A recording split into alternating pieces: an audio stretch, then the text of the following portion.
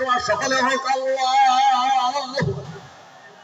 আর একবার হোক আল্লাহু আকবার।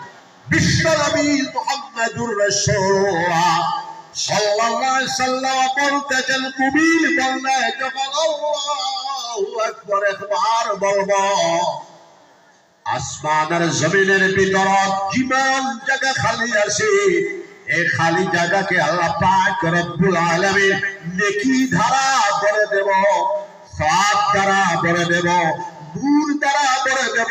জোরে বলেন সুবহানাল্লাহ। ইস্তেগফার সকালে 100 বার, বিকালে 100 বার, নিচে 200 বার, মাঝামাঝি 500 বার, ঊর্ধ্বে 1000 বার, 2000 বার, 3000 বার, 4000 বার, 5000 বার ইস্তেগফার আমরা পড়া চেষ্টা চালিয়ে যাব। সবাই বলি ইনশাআল্লাহ। বিশ্বনবী মুহাম্মদুর রাসূলুল্লাহ সাল্লাল্লাহু আলাইহি সাল্লাম বলতেন, ইস্তেগফার বেশি পড়লে রিজিক রুটি মাল আওলাদের মধ্যে বরকত হয়ে যাবে।